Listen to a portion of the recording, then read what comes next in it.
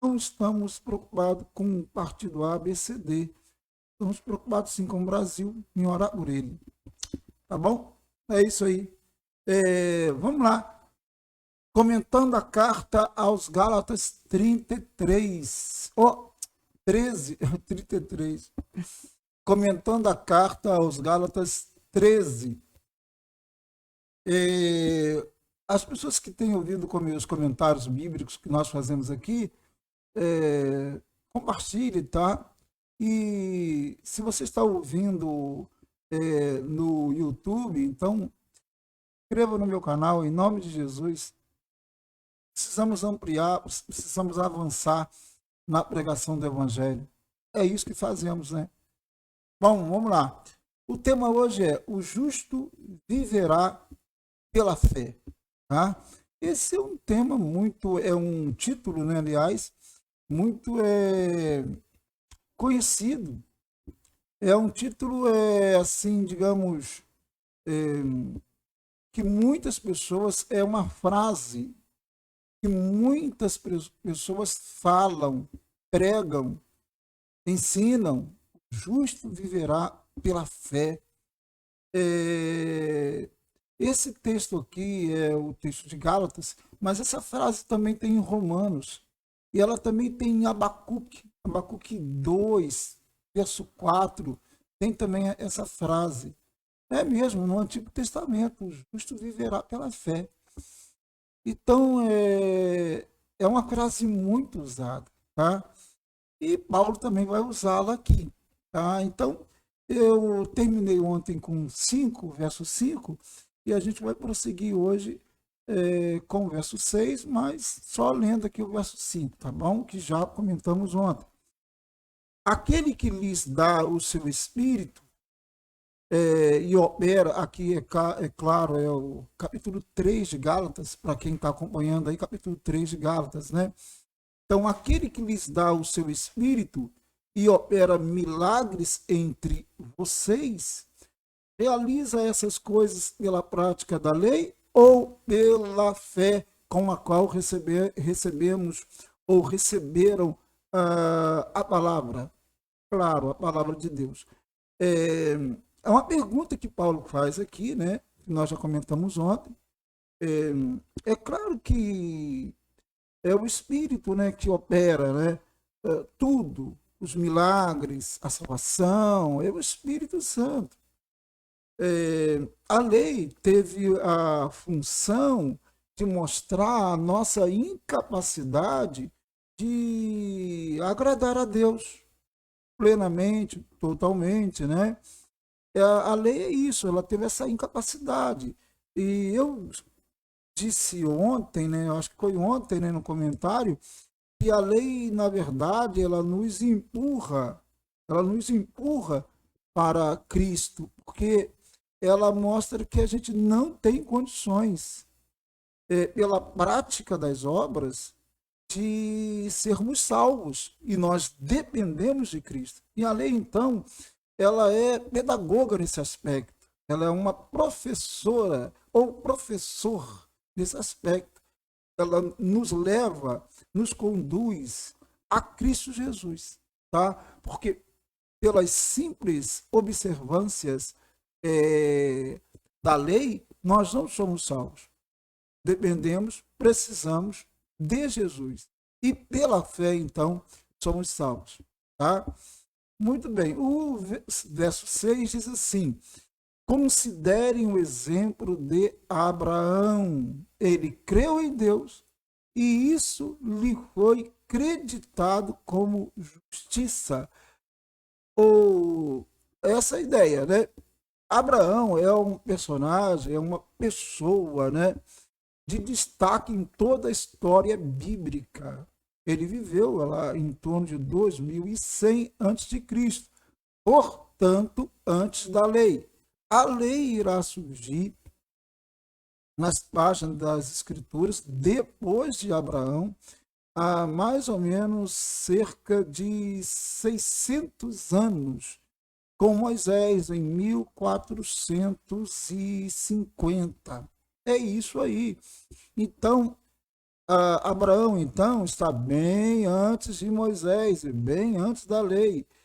E, e a fé, exatamente, tem origem, o creu aí pela fé em Abraão, a ideia, né, de crer pela fé. Porque o que diz o verso 6 mesmo? Abraão, que ele creu em Deus, e isso lhe foi creditado como justiça.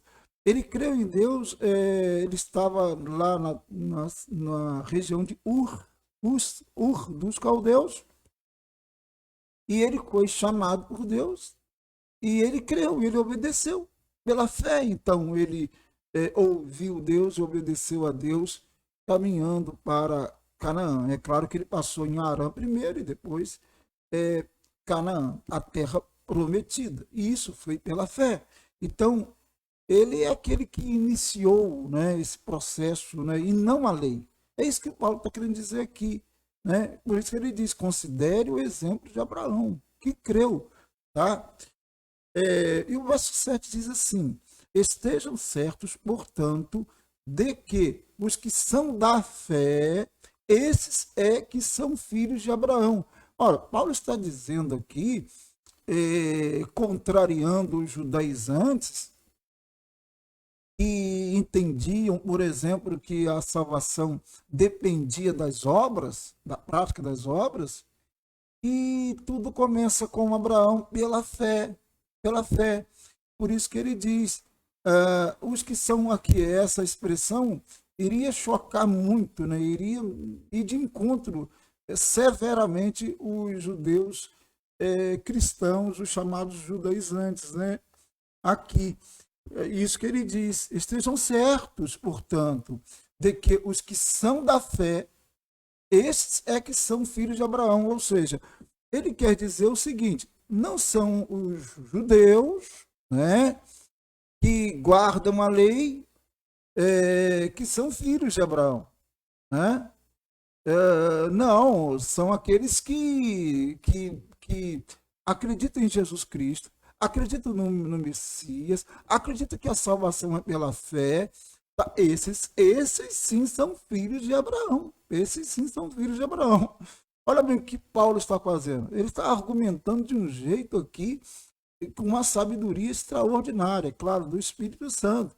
Tá? Então ele está dizendo que, em outras palavras, ele está dizendo que os gentios são filhos de Abraão, né? Porque os judeus cristãos, esses judaizantes radicais, eles achavam que tinham, que os gentios tinham que se circuncidar, por exemplo, né? Tinham que adotar a circuncisão. Eles achavam isso, né? Esses judeus aí, judaizantes, esses radicais, achavam isso, né? E Paulo está dizendo que não, e achavam que a salvação dependia disso, da circuncisão, etc. Paulo está dizendo que não, e na verdade a salvação pela fé, né, vem antes da lei, vem lá com Abraão, que creu, tá?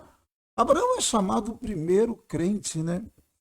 Muito bem, gente, é isso aí, acho que está dando para entender aqui. Aí o verso 8 diz assim, prevendo a escritura que Deus justificaria pela fé os gentios, que os gentios todo mundo sabe, né? São todos aqueles que não são judeus, tá? Anunciou primeiro as boas novas a Abraão, tá? Por meio de você, todas as nações serão abençoadas. Deus disse isso lá no capítulo 12 de Gênesis, né? Que Abraão abençoaria, né? Todas as nações, ou por meio dele, todas as nações da terra, todas as famílias da terra seriam abençoadas, viu? Então, ali está a fé. Abraão creu, né? E o Paulo continua o argumento, verso 9. Assim, olha bem, assim os que são da fé são abençoados juntamente com Abraão, homem de fé. Entende? Homem de fé. Paulo está dizendo claramente aqui que o nosso maior exemplo, né, de fé é Abraão, não é a lei, é Abraão, né? A salvação é mediante a fé, e não mediante as obras, tá? E esses judaizantes aqui, esses radicais, supervalorizavam a lei, né? As obras, as práticas, como eu disse, a circuncisão e outros mandamentos, né? E outras regras. Bom, diz assim, o verso 10. Já os que são pela prática da lei estão debaixo da maldição. Então ele está dizendo que os judeus aí, judaizantes, estavam debaixo da maldição, pois está escrito: maldito todo aquele que não persiste em praticar todas as coisas escritas no livro da lei, né?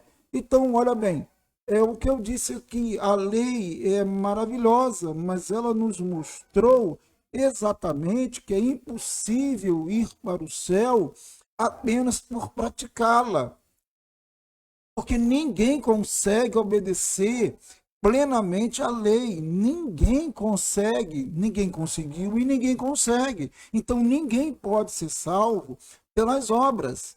As obras não podem salvar.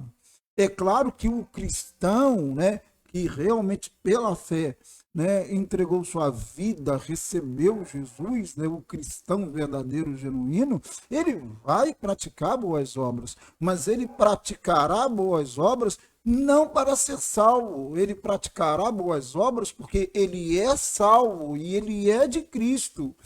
Então ele deve ser um exemplo na terra.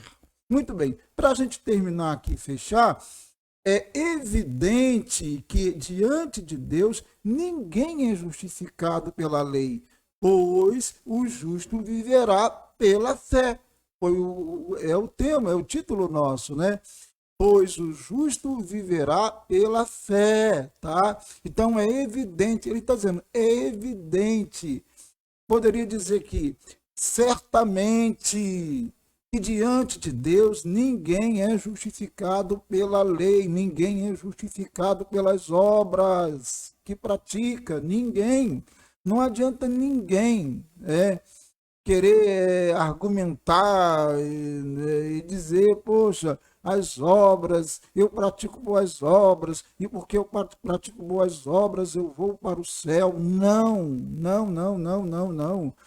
Ninguém, porque diz aqui, eu vou ler novamente, é evidente que diante de Deus ninguém é justificado pela lei, ou seja, ninguém é justificado pelas obras, pois o justo viverá da fé, né? A fé que Abraão teve antes da lei, 600 anos antes da lei, é essa fé, ele creu, né? Nós cremos em Deus mediante a fé, cremos em Jesus Cristo, o Filho de Deus, que se entregou por nós, e somos salvos pela fé e não pelas obras. É isso daí, certinho?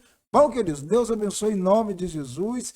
Compartilhe nessa mensagem, se ela tem abençoado, esses comentários bíblicos, tá? E também se inscreva no meu canal, Ronaldo Viana S. Vamos orar ao Senhor. Deus, muito obrigado que estamos aqui em tua presença, por estarmos aqui em tua presença. Nós o louvamos, o glorificamos. Tu és maravilhoso, tu és bondoso. Exaltado seja o teu nome, Senhor. Bendito seja o teu nome, Senhor. Em nome de Jesus, muito obrigado por este momento. Tome cada um em tuas mãos, abençoe cada ouvinte, Senhor. Em nome de Jesus, abençoe grandemente, poderosamente, em nome de Cristo. Abençoe o Brasil e as autoridades constituídas deste país, em nome de Jesus, em o nome de Jesus. Amém e amém. Querido, Deus abençoe em nome de Cristo. Deus abençoe grandemente, em nome do Senhor Jesus. Eu volto, se Deus permitir. Grande abraço.